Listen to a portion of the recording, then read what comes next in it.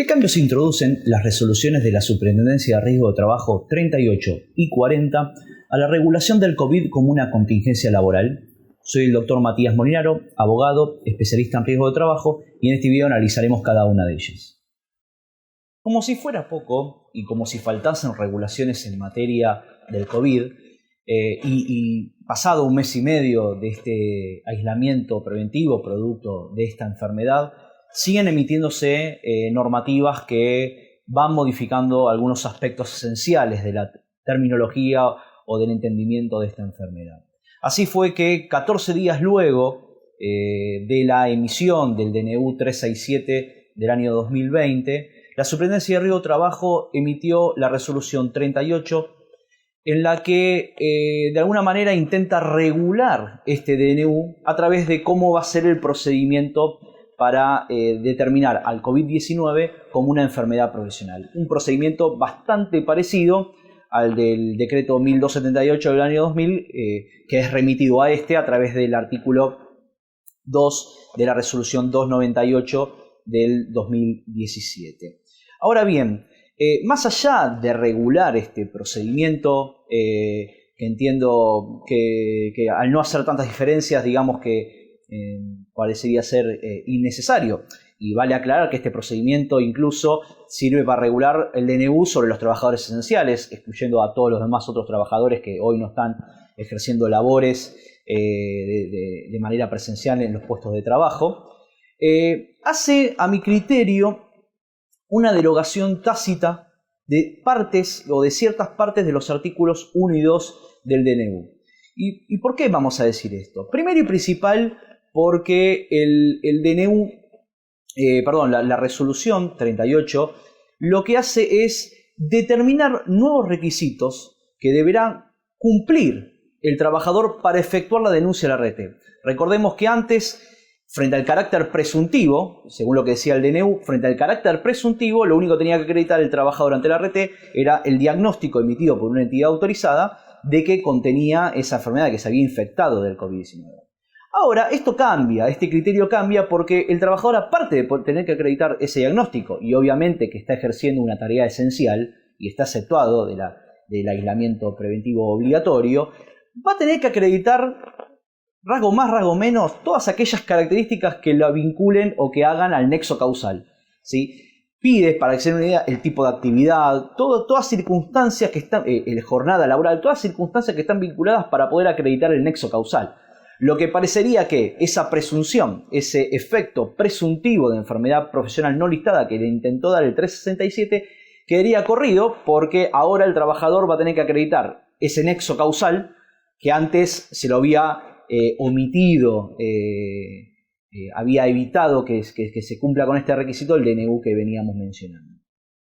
Pero como si esto no fuese poco, a mi criterio también lo que hace es derogar esa prohibición que había establecido el artículo 2 del DNU al rechazo que podían emitir las ART de esas denuncias. ¿Y por qué digo esto? Porque si bien expresamente la resolución 38 no lo dice, lo que sí hace es establecer un procedimiento cuando existan controversias en la presentación de esa denuncia. ¿Y qué otra controversia puede llegar a existir entre el trabajador y la RT que no sea un planteo negativo por parte de la RT que haga que esta aseguradora, que esta compañía no acepte la intervención inicial? Que, insisto, estamos hablando de esa prestación inicial que es en las prestaciones en especie y las dinerarias temporales. Entonces, ahora el trabajador, presentando esa denuncia y existiendo estas controversias, que no lo dice la resolución, pero a mi criterio parte de esas controversias ingresa el rechazo, el trabajador va a tener que hacer una presentación formal ante la Superintendencia de Riesgo de Trabajo, exponiendo este motivo de controversia y todos los requisitos que deberían existir para que se habilite la denuncia, y la Superintendencia de Riesgo de Trabajo tendrá un plazo de 48 horas para resolver si la RT debe admitir o no la denuncia. Si la admite, obviamente deberá prestar la RT estas prestaciones iniciales. Si no la admite, bueno, veremos qué es lo que sucede, porque la resolución no lo establece. Va a tener que cumplir el procedimiento para poder obtener el trabajador ese carácter de enfermedad profesional para que recién ahí contemple estas circunstancias. Y dice, bueno, que en caso de silencio de la RT, de la Superintendencia de Riesgo de Trabajo durante estas 48 horas, se lo va a tener como aceptado el reclamo. Aquí entramos en esta discusión de por qué la RT va a rechazar, la RT podría rechazar, o por qué la superintendencia podría avalar ese rechazo o esa controversia, si lo queremos decir entre comillas. Y bueno, esto claramente es violatorio de la prohibición que había emitido el DNU y desaparecería ese carácter presuntivo ante la necesidad de tener que probar este nexo causal que veníamos hablando. Insisto, la resolución no habla de nexo causal, lo que sí establece ciertos requisitos que comúnmente son pedidos para poder acreditar el nexo causal. En una segunda medida, para que el procedimiento que prevé la resolución de la Superintendencia de Riesgo de Trabajo 38, ya sea para admitir o no la denuncia que realizó el trabajador hacia la RT, o incluso para poder tramitar el procedimiento especial que prevé esa resolución para poder determinar el carácter de enfermedad profesional del COVID-19, se autoencomendó la posibilidad de determinar. Recordemos que ya el DNU le imponía a la Superintendencia de Riesgo de Trabajo que prevea el procedimiento y que admita la posibilidad de poder hacerlo factible. Entonces, la propia resolución 38 va a establecer, va a aclarar que va a crear un procedimiento para que pueda hacerse esto efectivo en un periodo de aislamiento preventivo social obligatorio, y crea a través de la resolución 40 del presente año un procedimiento a través de la vía TAD, de trámites a distancia, creado por la gestión documental electrónica, la GDE. Este procedimiento, o sea, este trámite a distancia que admite la resolución 40, va a prever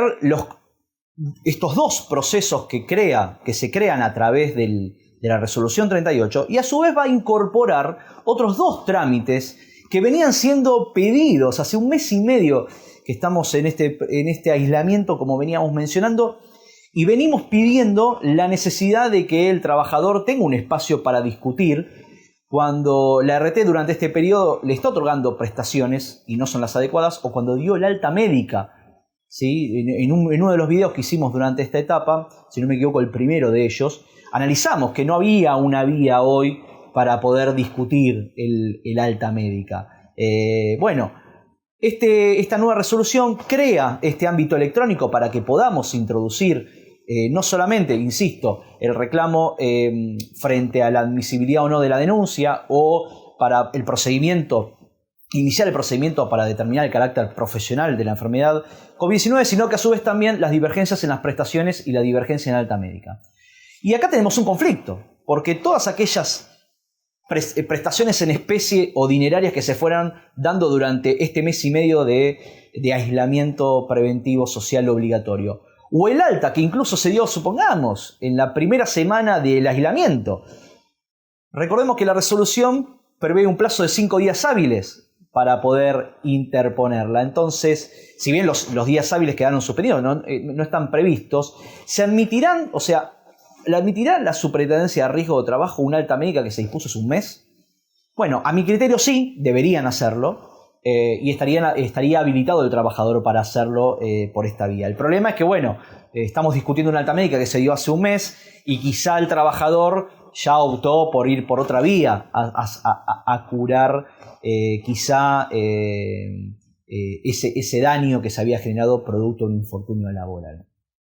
Ahora bien, algo que no establece la resolución 40 es que la divergencia en el alta médica es el único trámite que puede realizar el trabajador sin abogado. Pero el problema es que hoy no están arbitrados los medios para que el trabajador sin patrocinio letrado pueda hacer esta denuncia. Por lo tanto, va a ser el único caso, o durante este periodo, en donde el trabajador va a necesitar, para cuestionar el alta médica, de un patrocinio letrado. Y para terminar, la resolución 40, en el análisis de esta resolución, la resolución de la Superintendencia de Riesgo de Trabajo 40, lo que prevé es que, si es necesario, se van a realizar los exámenes médicos que dispone el sistema, pero sí o sí en la comisión médica más cercana al domicilio del trabajador. ¿Se acuerdan que el artículo 1 de la Ley 27.348 prevé una triple opción de competencia y queda facultado el trabajador a elegir esa opción? Ahora, si el trabajador, supongamos que eligió la comisión médica del lugar de prestación de tareas, bueno, en esta resolución, para hacer esa denuncia electrónica, esta resolución dice, bueno, que en caso de que sea necesario un examen médico para poder determinar alguna cuestión, por ejemplo, una divergencia de la alta médica, como circunstancia excepcional se va a prorrogar, digamos, la jurisdicción automáticamente a la comisión médica más cercana. Eso quizá obviamente para que el trabajador no tenga que recorrer una distancia que lo impida de romper con esta cuarentena que estamos viviendo todos hoy en día. Y en segundo, arbitra los medios para que, o manifiesta que va a arbitrar los medios para que se desarrollen aquellas audiencias de homologación que sean necesarias o que quedaron pendientes por vías de videoconferencia a través de Internet. Para terminar, a título de conclusión, me parece que existe una gran disputa de poder